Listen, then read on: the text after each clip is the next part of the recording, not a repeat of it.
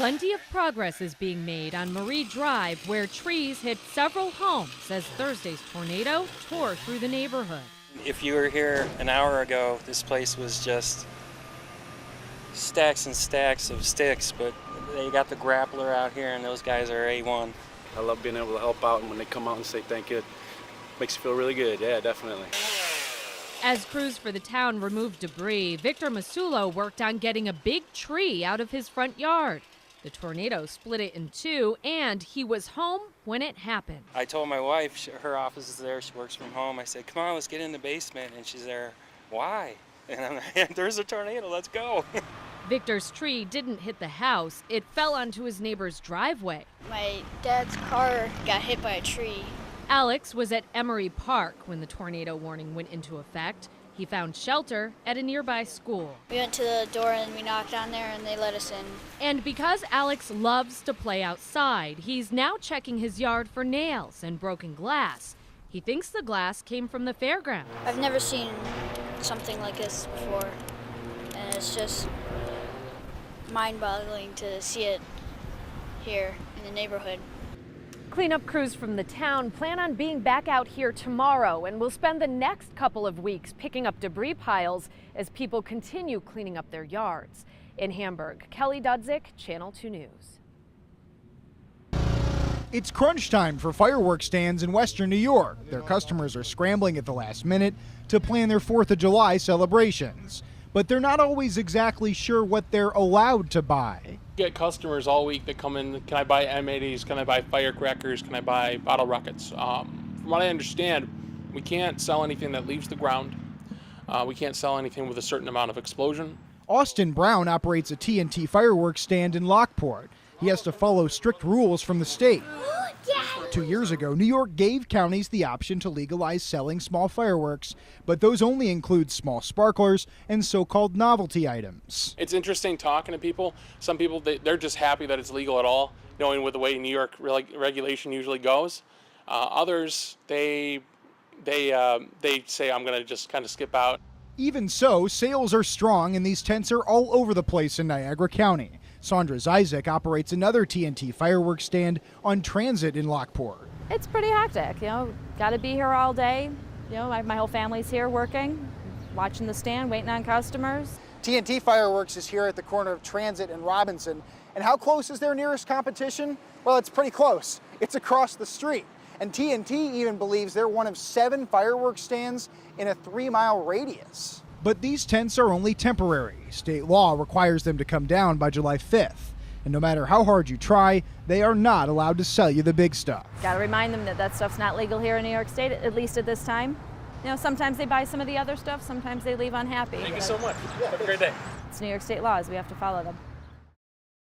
In Ransomville, Ferry's Nursery is trying everything, including a 50% off sale to move inventory and get water away from plants. If the plants do sit in that puddle for very long, or lake as you may want to call it, it will be detrimental to them and they will die. Right now everything is healthy, but time is of the essence.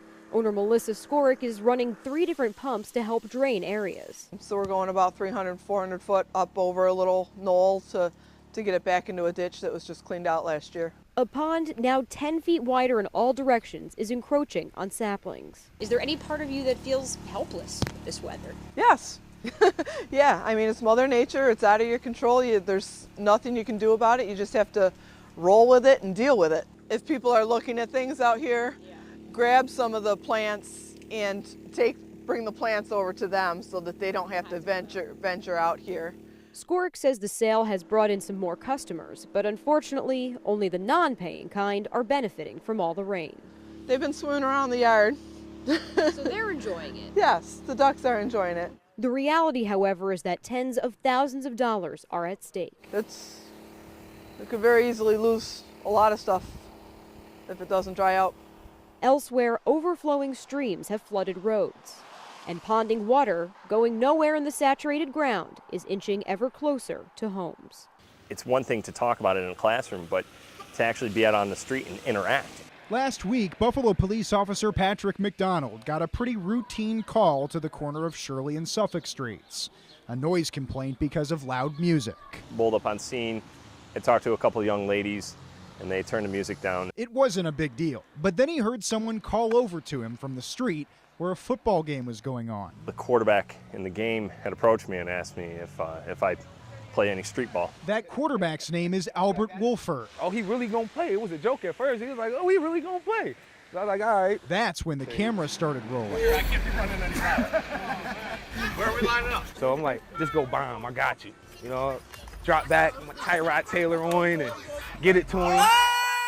He went bomb. He actually burnt him by a long shot, you know. And I put the ball in his lap so he couldn't drop it, you know. It helps break down the barrier, this us versus them barrier, and at the same time, it shows that police officers empathize with the general public, and that we have a lot of common interests, football being one of them. Pretty much everyone who was there that night came away with the same impression. You gotta give somebody a chance, even though they got a uniform on. Sometimes that uniform is a uniform, but it's also a human being behind that uniform. I never had a bad perception of the police. I don't really get in trouble that much. But it changed a lot of people's perception from just seeing it on Facebook. You know, Facebook is one of the biggest ways to communicate, so it changed a lot of people's perception that way. I seen it with my own eyes, actually. You know what I mean? Over 1,000 shares, so, you know, a lot of people agree with it. The Postal Service prides itself on delivering the mail no matter what. They'll trudge through a snowstorm and zero visibility if they have to. Yet somehow, on a clear day in Buffalo, mail carriers were unable to deliver to the Coastline building at 31 Marine Drive because roaches had taken over the lobby. This has been ongoing for years with this bug issue. God, I mean, come on. Just because we're in public housing doesn't mean that we have to live like this. Longtime resident Tony Gershio has reached a breaking point, so she led us inside for a tour of her building.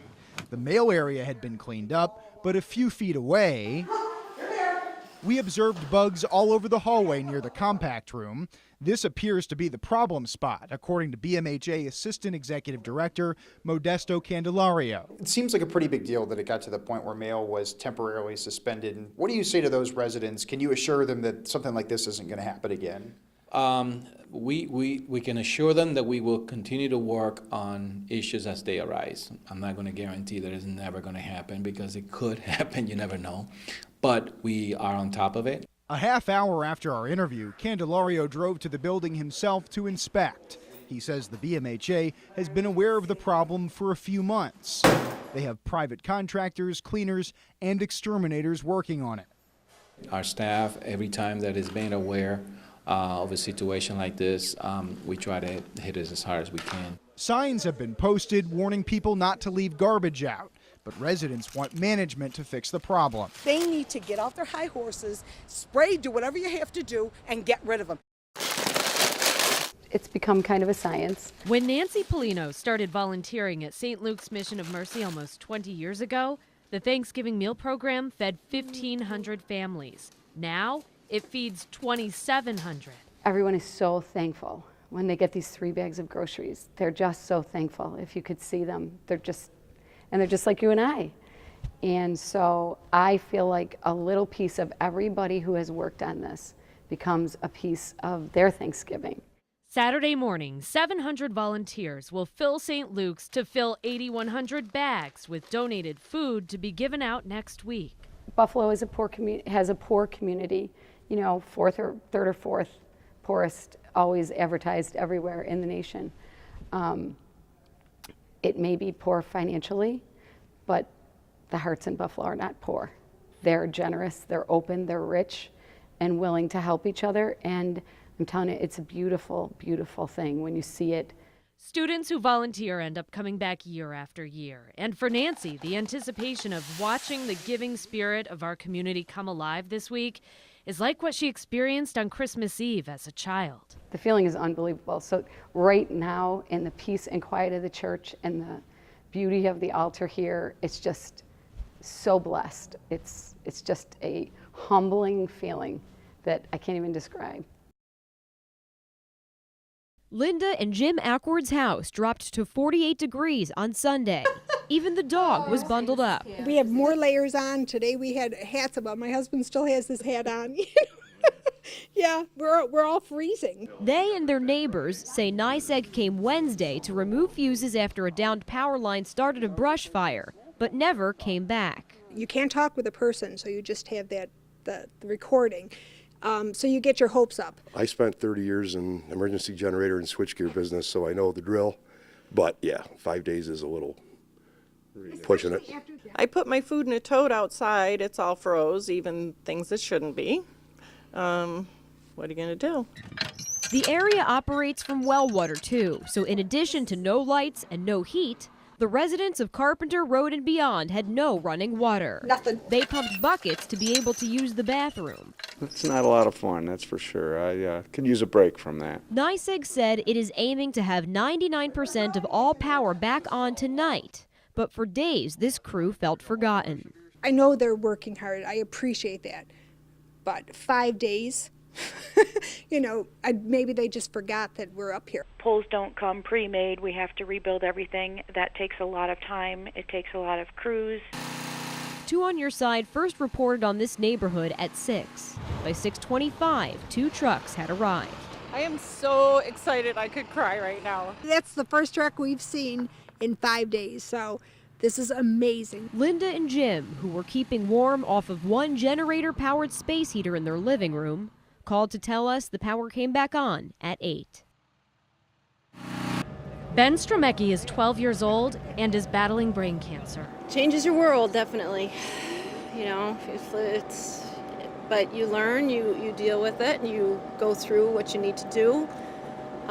You're supported by a lot of people, a lot of family, a lot of friends. That helps us out more than anything. One of Ben's wishes was to take a trip on the Edward M. Cotter in Buffalo. We've learned to focus on the positives. Yes. So no matter what bad stuff has come around, there's always things like this that, we have to look forward to. Make sure you take a look at the front, pal. How neat is that? Tuesday, Ben and his family got to take a break from all of the hospital appointments to spend some time together and make some new friends. Along with the boat's crew, firefighters from Depew, Orchard Park, and Buffalo got together to organize Tuesday's trip. It was just something that we felt like we had to do, and we're very happy to be a small part of it. Thank you. Jan's group already had the boat reserved for the night, and when the request came in from Orchard Park Police to grant Ben's wish, the plan came together. Jan then made it his mission to grant Ben's wish. We never came this way, though. Papa and I did. We went up to there. We went fishing. We were just trying to make a better journey for him. The family wanted him to be with firemen, so I guess the stars couldn't have aligned even better. So it's a great day today.